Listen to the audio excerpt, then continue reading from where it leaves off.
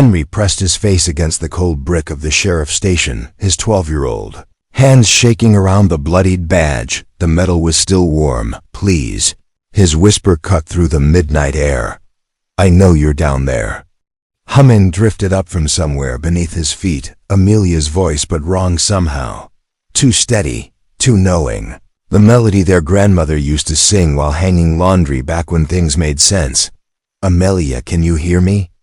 The humming stopped. Henry's heart hammered against his ribs.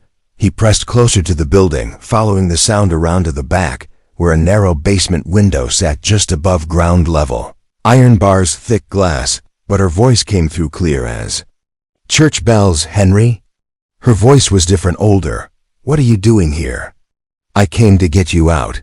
You shouldn't have come. I brought something." He held up the badge, though she couldn't see it. "From the well, like Grandma said." Silence stretched between them. Then Amelia spoke again, and this time her voice cracked like the 15-year-old she really was. "They're coming back soon. You have to go. Not without you. Henry, listen to me. The things they've done. The things they're planning to do." Her voice hardened again. "You can't stop them by being here." "Then how?" The basement door creaked open behind him. Heavy boots on concrete steps. Henry spun around, clutching the badge tighter. Sheriff Caldwell's silhouette filled the doorway, backlit by the station's fluorescent glow. "Well, well." Caldwell's voice was honey over broken glass. "Look what the cat dragged in." Henry didn't run, couldn't run. Amelia had stopped humming, and the silence felt like a held breath. "You got something that belongs to me, boy." Henry looked down at the badge in his palm. The blood had dried black in the moonlight. "Maybe." Caldwell stepped closer. "Maybe ain't good enough." Caldwell stepped out of the doorway, boots crunching on gravel, as he moved in a slow circle around Henry. The boy stayed frozen, badge pressed against his chest. "You know what happened out there in those cornfields, don't you, son?" Henry's mouth went dry. "I don't know what you're talking about." "Sure you do."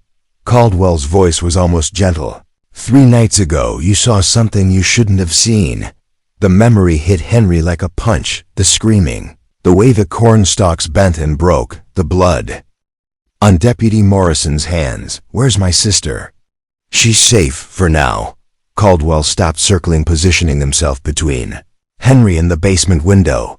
"But that depends on how smart you are. What do you want?" "I want you to forget what you saw in those fields." "And if I don't?" Caldwell smiled, and it was the ugliest thing Henry had ever seen. Then Amelia learns just how creative men can get when they're bored. Henry's grip tightened on the badge, the metal edges cut into his palm. "She didn't do anything wrong. Neither did the others." "What others?" "The Miller girl, the preacher's daughter, that little Hispanic girl from the trailer park." Caldwell counted them off on his fingers. "All good girls, all quiet." Now Henry's stomach lurched. "You're lying, am I?" Caldwell pulled out his phone, scrolled through photos. "Want to see what good girls look like after they've learned their place?" Henry squeezed his eyes shut. "This is how it works. Boy, you keep your mouth shut about what you saw, and Amelia gets to keep breathing. You start running your mouth to the state police or anyone else, and she disappears. Just like the others. She's 15, old enough to know better, old enough to pay the price." Caldwell leaned closer. "But you're smart, aren't you, Henry?" "Smarter than your sister." Henry opened his eyes. The sheriff's face was inches from his own breath, stinking of cigarettes and something rotten. "I want to see her first." "That's not how this works." "Then no deal." Caldwell straightened up, studying the boy's face. "You got spine, I'll give you that. Just like your grandmother did." Henry's blood went cold. "What do you know about my grandmother?" "More than you think." Caldwell turned toward the basement door. "Come on then, let's go make you a believer." Henry froze at the basement door as Caldwell's words echoed in his head. "Your grandmother," the memory came flooding back like water. Through a broken dam, 3 months ago, grandmother's deathbed, her bony fingers gripping his wrist with surprising strength. "Henry, listen to me." Her voice had been barely a whisper. "The well behind the house, you remember what I told you? Never go near it. Never tell anyone what's down there. But grandmother, what is down there? Her eyes had gone wide, staring at something he couldn't see. The ones who were wronged. The ones who wait. She'd pulled him closer. Promise. Me, Henry, promise me you'll never tell. I promise. They're sleeping now, but if the time comes, if evil men hurt innocent girls again, they'll wake up. And when they do, you'll know. Now, standing in the cold night air, Henry understood. The badge in his hand grew warm, almost hot. Caldwell was watching him, head tilted like a curious dog. You're remembering something, aren't you, boy? Henry looked down at the badge. In the moonlight, he could see it wasn't just blood staining. The metal, there were scratches, claw marks. She knew, Henry whispered. Knew what? What you were, what you've always been. Henry's voice grew stronger. She knew you'd come for us eventually. Caldwell's smile faltered. Your grandmother was a crazy old woman. Was she? Henry held up the badge. Then explain this. Where did you get that? From the well, just like she said I would. Henry stepped closer to the basement window. Amelia's humming had started again, but now it sounded different, like a calling, like a warning. That's impossible. We searched that property. The well's been dry for decades. Not dry, just waiting. Henry pressed the badge against the glass. The humming stopped. Amelia, can you hear me? I hear you, Henry. Are you ready? I've been ready. Caldwell grabbed for the badge, but Henry was faster. He'd made a promise to his grandmother. Now it was time to keep it. Caldwell shoved Henry through the station door. Inside, too. More men waited in the harsh fluorescent light. Deputy Morrison sat behind the desk, cleaning his fingernails with a knife. Judge Harwick stood by the window, still wearing his courthouse robes, despite the midnight hour. This the boy? Morrison didn't look up from his knife. This is him. Caldwell locked the door behind them. Got his grandmother's spine, and her mouth, I bet. Harwick turned around, his face carved with deep lines. 40 years we've kept this county clean, boy. Clean and quiet. Henry clutched the badge tighter. Clean? Morrison laughed, a sound like grinding metal. Show him the pictures, Judge. Harwick pulled a manila folder from his briefcase, opened it slowly. These are the girls who didn't understand cooperation. Henry's eyes hit the first photograph and his knees nearly buckled.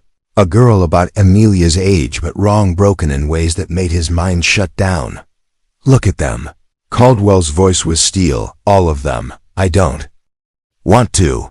You don't get a choice. Morrison stood up, walked over.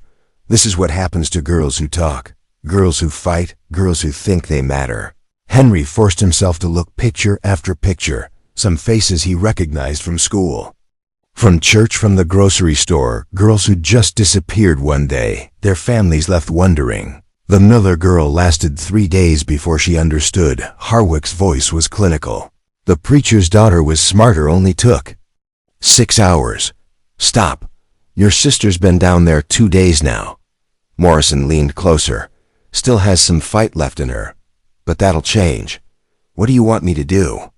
Forget what you saw in the cornfields. Caldwell sat on the edge of the desk. Forget you ever had a sister. Forget this conversation ever happened. And if I do? Amelia gets to live, gets to go home, gets to pretend none of this happened. Morrison smiled. Until she turns 18, then she comes back.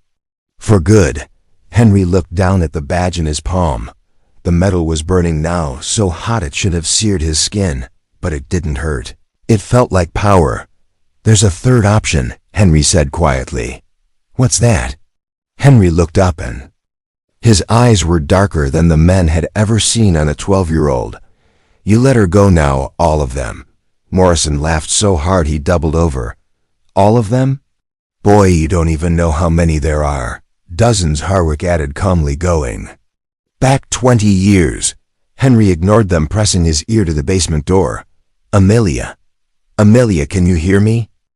The silence stretched like a held breath. Then her voice came through the wood, but it wasn't the voice he remembered. It was deeper, colder, like someone much older wearing his sister's words. I can hear you, Henry. Caldwell frowned. She shouldn't be able to talk through those walls. Amelia, are you hurt? Not anymore. Her voice had an edge now sharp as broken glass. They tried to break me, tried to make me like the others. The others? They're all down here, Henry. Every girl they've taken, every girl they've hurt. Amelia's voice grew stronger. But something's different now. Something's changed. Morrison stepped toward the door. Shut her up. Amelia, listen to me. I'm going to get you out. You don't understand. Her laugh was hollow, echoing. I don't want to get out. Not yet. Harwick's face went pale. What's she talking about? I know what grandmother told you about the well. Amelia's voice seemed to come from everywhere now, not just behind the door. I know what you brought with you. Henry looked down at the badge. It was glowing now, a soft red light that pulsed like a heartbeat. They showed me pictures. Henry, pictures of what they did to the others. Amelia, don't think about that. But I have to think about it, because now I know their names, all of them, and they're angry. Amelia's voice dropped to a whisper that somehow filled the entire room.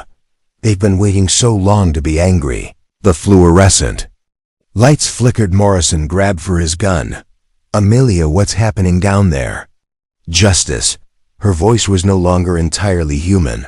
Finally, justice. The basement door began to creak open on its own. The basement door swung open. With a groan that sounded like a dying animal, Morrison raised his gun, hand shaking. Nobody move. Henry slowly unzipped his jacket. Inside, tucked against his chest, were more than just the badge bones, small white finger bones tied together with rotted ribbon, a locket tarnished black, a child's tooth wrapped in moldy cloth. Jesus Christ, Harwick whispered. Where did you get those? From the well. Henry's voice was steady now, older somehow. From all the girls you killed. Caldwell backed toward the window. That's impossible. We burned the bodies. You burned the flesh. Henry held up the bones. But you can't burn what won't die. The shadows in the corners of the room began to move, not the normal shadows cast by the flickering lights, but something alive, something hungry. They crept up the walls like black water spreading across the ceiling. This isn't real. Morrison's gun wavered. This is some kind of trick. Ask Jennifer Miller if it's a trick. Amelia's voice echoed from the basement, but now other voices joined her, young voices, angry voices. Ask Rebecca Torres. Ask little Emma Swan. The temperature in the room plummeted. Frost began forming on the windows. They remember everything you did to them. Henry stepped closer to the three men. Every cut, every bruise, every time you made them beg. Shut up. Morrison swung the gun toward Henry. Shut up right now. Every time you told them, nobody would believe them. The shadows reached down from the ceiling like grasping fingers. Every time you told them they deserved it. Harwick's robes began to smolder, though there was no fire. Make it stop. I can't make it stop. Henry's eyes reflected the red glow of the badge. I'm just the messenger. The shadows wrapped around Morrison's gun hand. He screamed as the metal burned his flesh, the weapon clattering to the floor. Caldwell tried to run for the door, but shadow hands grabbed his ankles, pulling him down. Please, Caldwell gasped. Please, we'll let them all go. Too late for please. Amelia emerged from the basement doorway, but she wasn't alone. Behind her, translucent figures of young girls filled the stairwell. Their eyes burned with decades of rage. If I be good, will you let her go? Henry whispered through tears he didn't remember shedding. The spirits answered with silence that promised everything. The darkness swallowed the fluorescent lights one by one. Henry stood in the center of the room, surrounded by the spirits of murdered girls, their faces glowing with cold fire. I promised I'd be good. Henry whispered to the shadows. I promised grandmother. You have been good, Amelia said, her voice joining the chorus of the dead. You brought us what we needed. Morrison writhed on the floor, shadow hands dragging him toward the basement door. This isn't justice. This is murder. You don't get to talk about justice. The voice belonged to Jennifer Miller, 14 forever. Not after what you did to us. Harwick pressed himself against the wall, his robes now fully ablaze with cold fire. We'll confess. We'll tell everyone what we did. Confessions don't bring back the dead, Rebecca Torres stepped forward, her throat bearing the marks of rope burns. But they might prevent others. Henry felt tears on his cheeks, hot against the freezing air. I'm sorry I couldn't save you.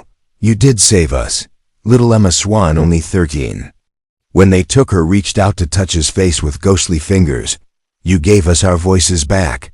Caldwell made one last desperate lunge for the door, but the spirits converged on him. Like a living storm, his screams echoed through the building. Then cut off suddenly. It's done, Amelia said, and for a moment she sounded like his sister again. It's finally done. The shadows began to recede, pulling the three men down into the basement, like water draining from a bathtub. The spirits lingered a moment longer, each one looking at Henry with something like gratitude. Will you be okay now? Henry asked them. We'll be at peace, Jennifer said. That's all we ever wanted. One by one they faded away until only Amelia remained. She walked over to Henry, and for the first time in days she looked like herself again. Are you really my sister? I'm really your sister. She took his hand. But I'm different now, we all are. The building groaned around them, walls cracking. As the supernatural forces retreated, time to go home, Amelia said softly. Morning light cut through the broken windows of the sheriff's station, casting long shadows. Across empty desks, Henry and Amelia stood in the doorway looking at the place where three men had ruled through fear and pain. Are they really gone? Henry asked. They're gone. Amelia squeezed his hand. All of them. The building was silent now. No humming from the basement. No screams, just the sound of wind through cracked glass and the distant call of birds welcoming the dawn. What do we tell people? Nothing. Amelia started walking toward the road. They'll figure it out when the bodies are found. Henry looked back once at the station. The badge in his pocket had gone cold and ordinary again, just a piece of metal stained with old blood. Do you think grandmother knew this would happen? I think she hoped it would. Amelia's voice was quiet but steady. I think she's been waiting a long time for someone brave enough to keep the promise. They walked past the courthouse, past the diner where people would soon gather for coffee and gossip about the missing sheriff, past the church where mothers would pray for daughters who wouldn't be coming home. Are we going to be okay? Henry asked. Amelia was quiet for a long moment. When she spoke, her voice carried the weight of everything she'd seen and survived. We're free, she said finally. That's all we can ask. For the sun climbed higher as they disappeared down the dusty road. Two children walking home from a war only they would ever understand.